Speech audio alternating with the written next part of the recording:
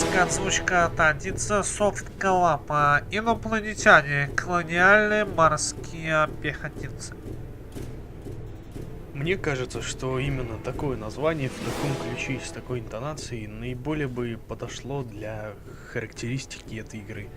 Потому что, честно говоря, от проекта такого, по крайней мере, уровня, скажем так, проекта о такой вселенной я ожидал намного большего. Если вспомнить, то в 2001 году вышла очень хорошая игра Alien vs Predator 2 от Monolith Productions. Кстати, они же создатели легендарной игры Tron 2.0, самой, мне кажется, адекватной игры по той вселенной. И Condemned, кстати, они же сделали, так что можете почитать по этой студии Википедии. Они выпустили Alien vs Predator 2. Любой фанат вселенной Хищников, Чужих и Пехотинцев скажет вам, что это был и остается шедевр. Почему? Да, потому что там были три абсолютно разные по геймплею, по ощущениям компании. Несмотря на то, что они пересекались в некоторых локациях, тем не менее, те чувства, которые вы получали от игры каждым классом, они были абсолютно другими, абсолютно разными. И ожидая от проекта, который соединил бы в себе только пехотинцев и только пришельцев, конечно, без хищника все-таки это выглядит как-то неполно, но тем не менее, разработчики постарались, огромное количество фанатов их поддержало, было огромное количество предзаказов, в сухом остатке в результате получилось то, что получилось. Ужасная игра с одним единственным более или менее запоминающимся уровнем, кстати, который я вам сейчас и показываю. Это уровень, когда вы без оружия, собственно говоря, вас захватил один какой-то непонятный чужой. Кстати, что это за чужой такой, откуда он появился, почему у него внутри головы какой-то кусок черепа, мне непонятно. Ни в одном фильме, кстати, не было таких ребят. Я понимаю, что это, конечно, фантазия разработчиков, но, тем не менее, пофантазировать можно было на гораздо более интересные для геймплея моменты. Но уже что сделали, то и сделали. Те из вас, кто уже играл в эту игру, я думаю, уже получили какое-то представление о том, как она выглядит, какая в ней графика и вообще, что это за ужас такой, выпущенный в 2013 году. Кстати, на движке Unreal, на котором можно было сварганить что-то намного более играбельное. Я советую сравнить эту игру именно вот с АВП 2. Я выложу название этой игры. Ссылки, конечно, на Torrent Edition выкладывать вам не буду, но тем не менее. Посмотрите, сравните, чем отличается геймплей пехотинца там в 2001 году и здесь в 2013. А именно ничем практически. Я понимаю, что разработчики вдохновлялись именно этой игрой, то есть АВП 2, но напрямую примерно копировать те же самые объекты и все остальное для фанатов серии АВП, возможно, это будет в какой-то степени и хорошо, но для тех, кто решил ознакомиться с этой вселенной именно начиная вот с этой игры Alien Colonial Marines, это будет просто огромный фейл, потому что эта игра, ну, никакой ни конкуренции не выигрывает ни с одним другим проектом. При этом она стоит 800 с лишним рублей, и тратить их на эту игру это просто полный бред, поэтому Torrent Edition Forever для этой игры, по крайней мере. Может быть, ее и вывезет мультиплеер, в чем я очень сильно не уверен. Но в любом случае, в мультиплеере меня 100% не найти, потому что лицензионку этой игры я в любом случае не приобрету. Но может быть, посмотрим. Может быть, как-нибудь откуда-нибудь достану аккаунт, хотя бы посмотрю, как там, что там. По поводу вот именно этого уровня, почему я его выбрал в этой игре? Да потому что это единственный более или менее показатель того, что у разработчиков все же осталась какая-то толика креатива. Они решили все-таки залезть в Википедию, почитать о том, что у чужих внешний экзоскелет, так называемый, и внутри кислота под давлением. Соответственно, если их обжечь огнем, то вот с ними произойдет примерно то, что вот сейчас с этими ребятками произошло. А именно, некоторые из них обгорают, но остаются в живых. Соответственно, внешний покров нарушается, и если они немножко поднапрягутся, то они лопнут, и, так сказать, вокруг кислота разбрыжется, и все, в общем, всем, кто оказался рядом с ними в этот момент, крупно не повезет. Ну и, пожалуй, еще один плюс этого уровня в том, что у главного героя отобрали оружие, и как бы защититься от них никак нельзя. И, к сожалению, это оказалось единственным маленьким лучиком света во всем этом кромешном ужасе из кривых текстур, низкополигональных моделей, серого непонятного цвета вокруг, понапиханного везде. Кстати, в этой игре тоже используются цветофильтры. Может быть, это косяк моей Torrent Edition, или в лицензионке это тоже есть, я не знаю, напишите в комментариях. Но если вы выходите, например, из какого-то помещения наружу или с улицы, заходите в помещение, цветофильтр меняется не плавно, а мгновенно, то есть это даже заметно, это очень даже, скажем так, не очень хорошо по отношению к игрокам в 2013 году выпускать проект такого уровня. Он мне чем-то напоминает бетку Батлы 3, когда было огромное количество недоделок, багов, но там был мультиплеер, там были 4 карты, и все это действо с багами скрашивалось тем, что вы хотя бы воевали с реальными игроками, а здесь одиночка с очень тупыми ботами. Я думаю, все уже смотрели ролик в ютубе, когда игрок на предпоследнем уровне сложности умудрился пробежать целую главу, ни разу не выстрелив. Но здесь тупость чужих просто феноменальна. Я думаю, все помнят по фильмам, что они там один такой товарищ ксеноморф в одиночку выкашивал от 10 до 20 людей. Здесь не так. Здесь пехотинец выкашивает чужих просто в промышленных масштабах.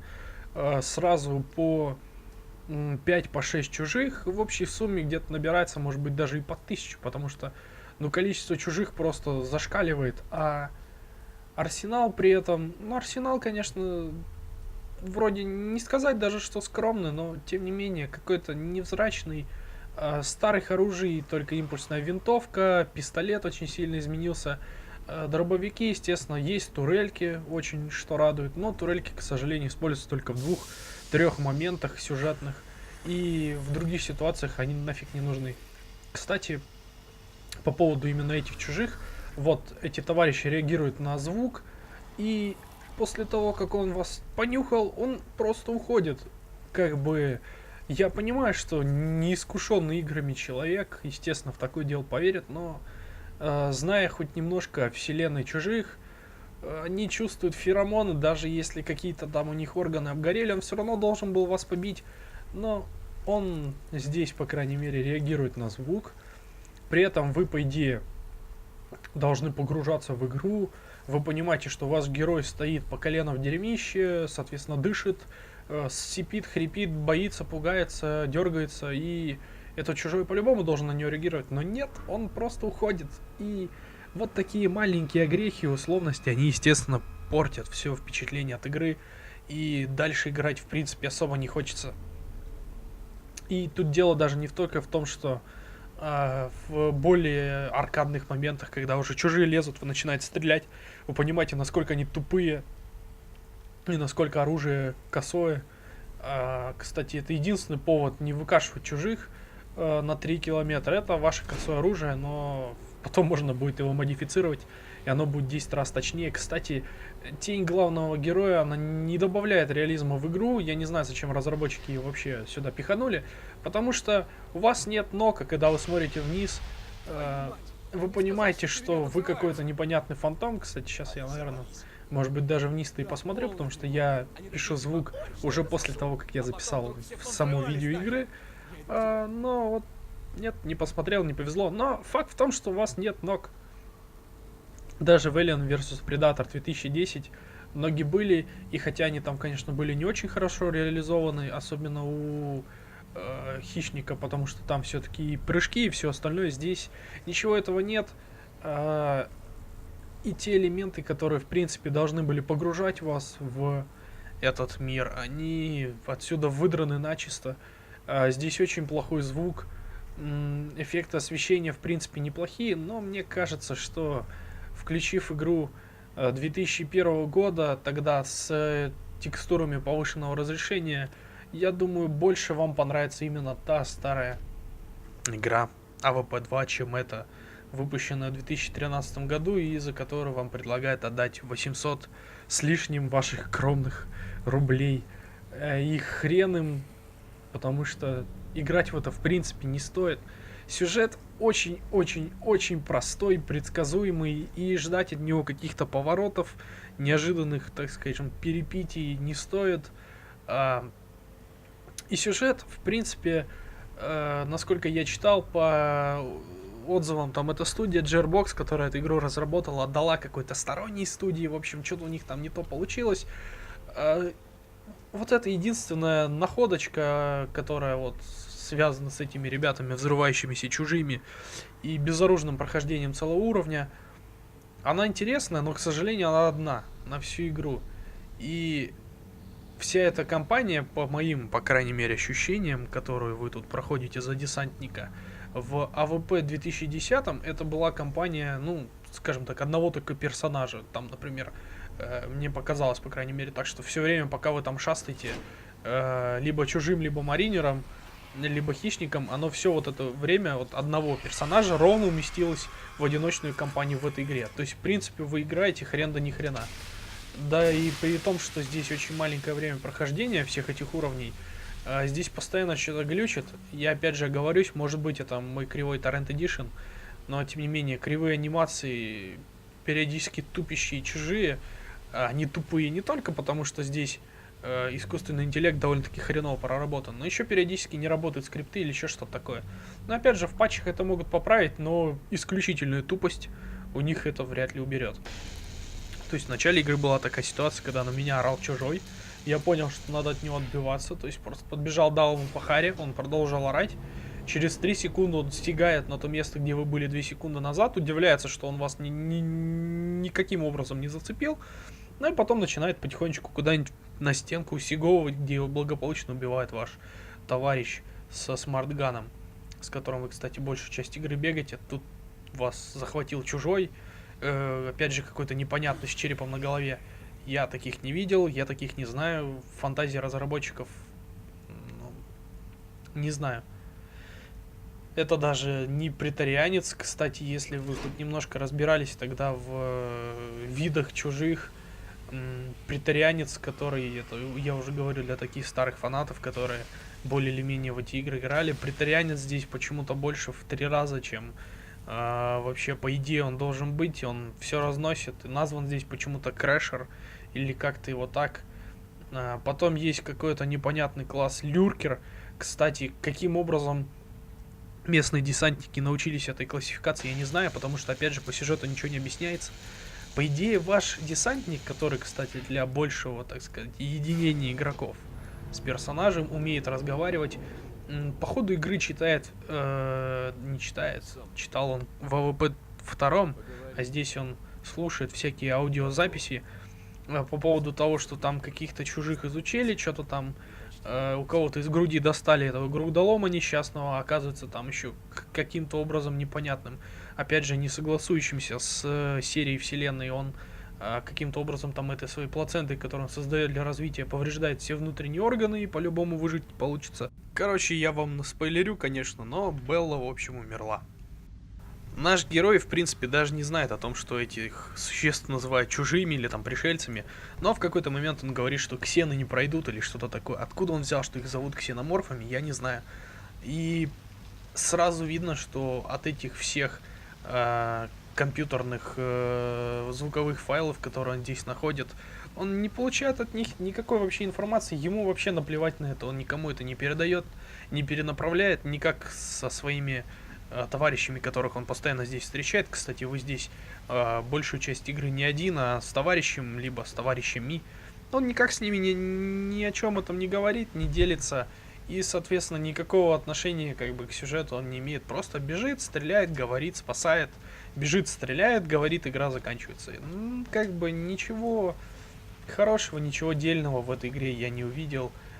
Кроме вот этих вот несчастных, бедных, сожженных, страдающих ксеноморфов, которые, кстати, вызывают, по крайней мере, в этом раунде, в этом уровне. Я не могу даже это назвать уровнем, потому что это скорее раунд, потому что вы просто бежите вперед.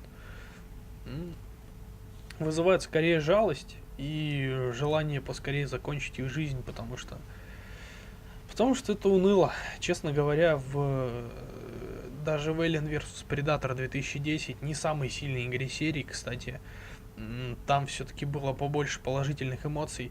Может быть, потому что там вы играете за всех трех персонажей, есть как бы шанс сравнить их. Здесь вы, по крайней мере, играете только за одного. На компанию от чужих разработчики, естественно, не сподобились. Так что обломитесь, покушать несчастных пехотинцев не получится. И саму одиночку от пехотинца проработали кое-как. В итоге сингл здесь не то что проходной, он просто ужасный.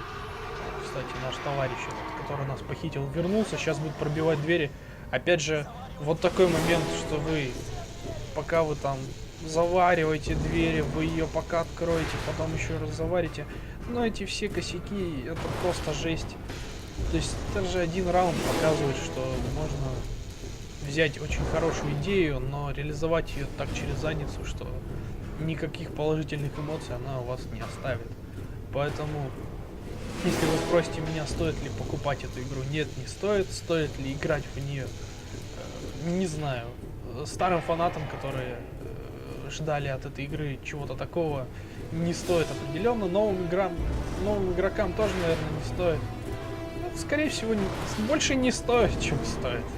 Короче, лучше посмотреть пару таких геймплейных роликов и на этом успокоиться. По поводу мультиплеера не знаю, но думайте сами, я не знаю, готовы ли вы расстаться с такими деньгами за такой продукт.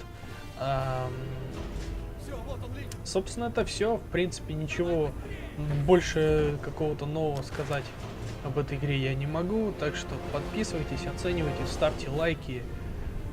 Думайте сами, решайте сами, играть в это или не играть, тратить ли на это деньги. Я свое мнение сказал, а дальше, так скажем, ваш выбор. Всем удачи.